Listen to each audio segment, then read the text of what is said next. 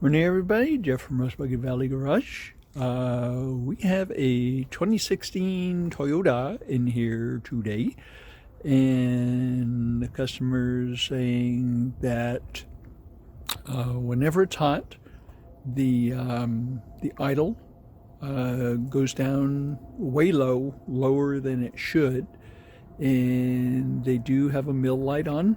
So we're going to take and do a little bit of troubleshooting on this, see if we can take and figure out what's going on. We have looked at this before. So as I said, before the plane went over, we have looked at this before. This valve right here has actually been replaced a couple of times. It's for the evaporative emission system. It takes and closes off the system, allows it to take and pull a vacuum.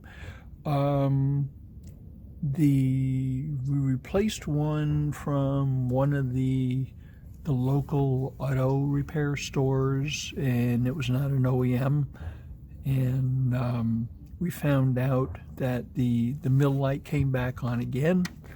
So we checked it again, and that one was actually bad. So just because it's new doesn't mean it's good. So what was happening with that one is we would take and use the scan tool, and we would take and operate it, and it was actually hanging wide open, so it wouldn't close all the way. So the OEM one is acting a little bit better, but now we got a different problem going on. So it's got a rough idle when it's in gear. So let's go take a look at the codes and see what's going on with that. Okay, so we've plugged the scan tool in. We're just going to do generic OBD to take and find out what's going on. And we're going to do an auto scan. And it's checking the different protocols right now, taking and see what's going on. Okay, so it did say that the mill light is on. Okay, let's look at the IM readiness and see if we have anything.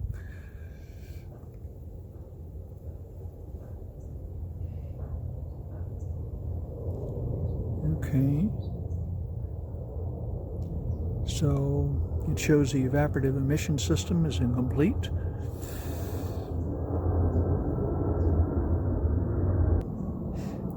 Okay, so that gives you a little bit of information as to why the mill light is on.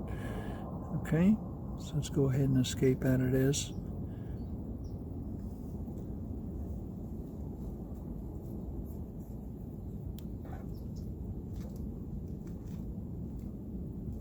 Go ahead and exit out of there.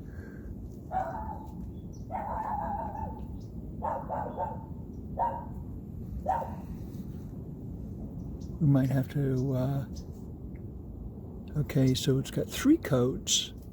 All right. So we are going to have to go into the individual vehicle to take and figure out what they are. Okay, so we're going to go into Toyota.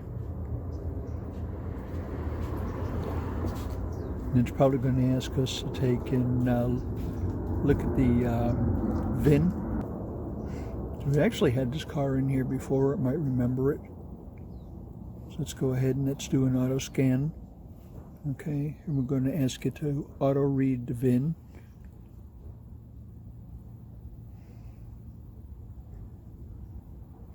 Okay, and it does come up with the VIN. So that will give you all the information. Sometimes it doesn't. You have to take and manually input it.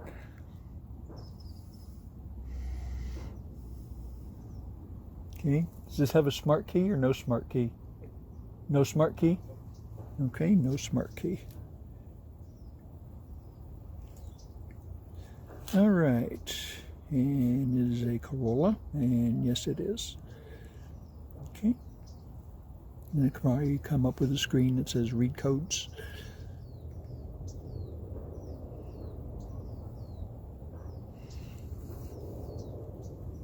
Okay, we're going into diagnosis, and we're going to do an auto scan, and it's scanning each one of the systems. So it's going through and looking at everything right now. Seems to me it's about 10 or 12.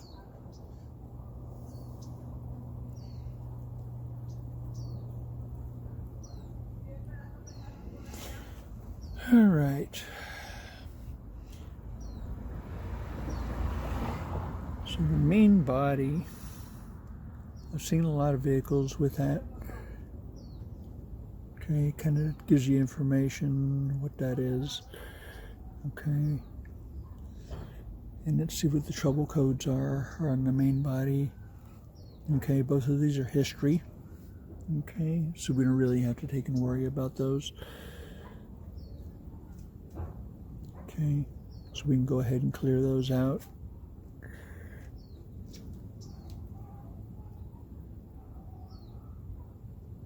Okay, trouble code's cleared.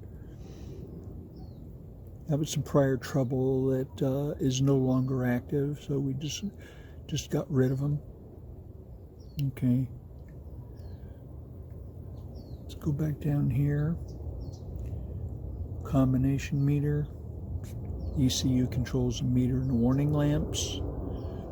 Okay. What kind of trouble codes are in there? Okay, we have 2 trouble codes in there, and both of these are history, which means they're no longer active. So when you're looking through these things, you're looking for active stuff. Okay. Didn't mean to do that. I wanted to take and clear that.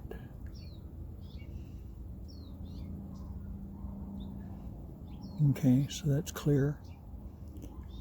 So something tells me that the engine and ECT, we're going to take and get some codes out of there. Okay. And we're going to read the trouble codes in there. And we'll see if there's anything active there. Okay, so we have some pending codes, which means it's going to tell you that something's going on. We have system 2 lean, evaporative emission system, purge flow incorrect. System 2 lean, that's a duplicate. Okay, so let's just look at the currents. Okay.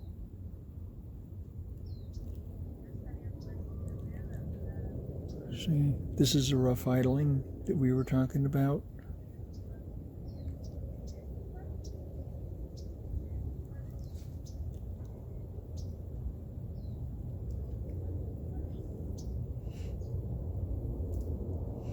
Okay. So what I think we'd like to do is we'd like to do some live data on this. So inside the car, yes, we do have a check engine light on. Okay, so right now it feels like it's behaving itself. Okay, go ahead and rev it up. Seems to be okay. Okay.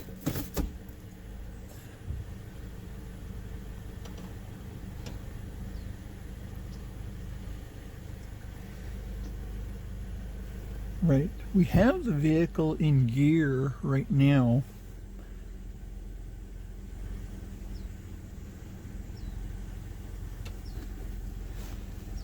And let's go to live data.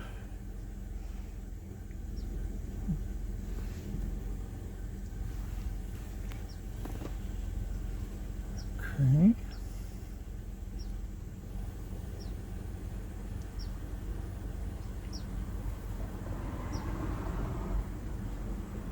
The mass airflow sensor is really moving around. It's kind of one thing that's going on. Okay, so we are up to operating temperature, 177. Okay, the engine RPM is moving around quite a lot.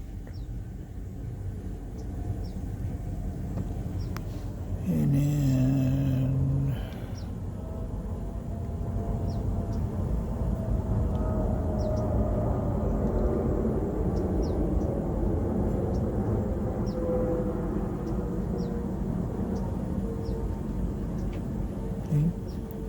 Fuel system status is in closed loop. We want to see that.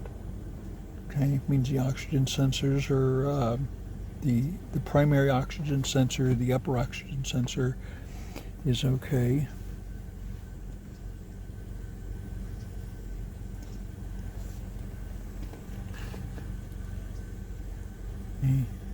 The ignition advance is moving around a bit.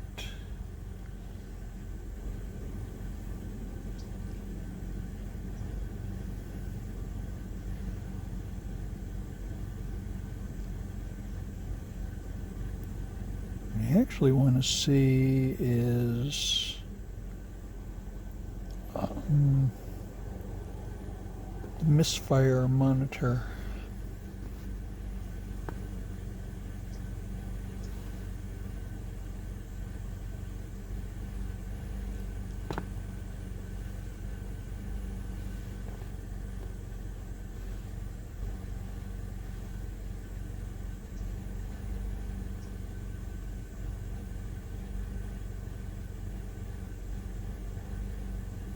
We're not getting any misfires.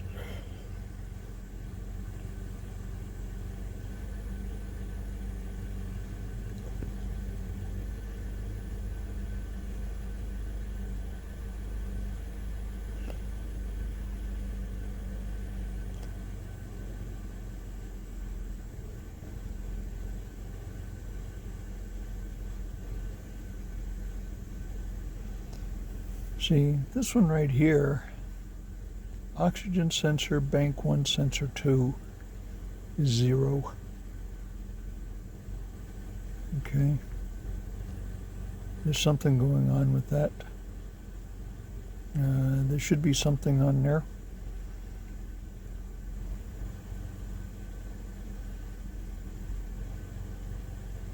So I'll have to take a look at that.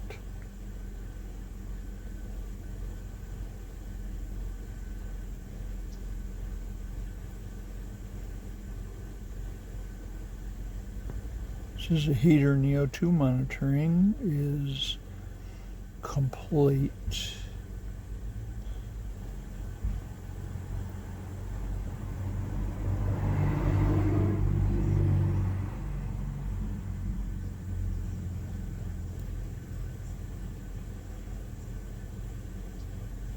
Okay, so let's look at this a little bit more and then we'll get back to you. So what we're looking at right now is you're doing live data on the misfires, okay, and we're not getting any. So it's another clue something else is going on. Okay, now this is something here that I was looking for. Okay, we have a misfire count on cylinder number 1. Okay, then it'll go away, then it'll come back, then we have a misfire on 3, and that counts up a little bit, and then that'll go away. Okay.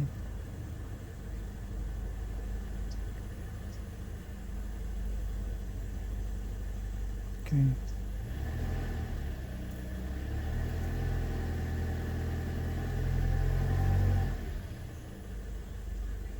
Okay, she put it in gear and put it under load, and it didn't misfire. Oh, when we put it in park, and we got kind of a count.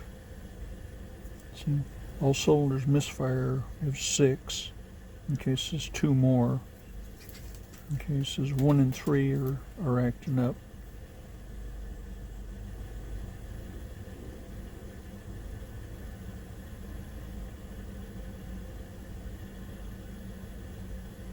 Now 2 and 3 are acting up. So I think what we're going to do is we're going to take and pull the plugs out, and we're going to see what the plugs looks like, and we're also going to do a compression test.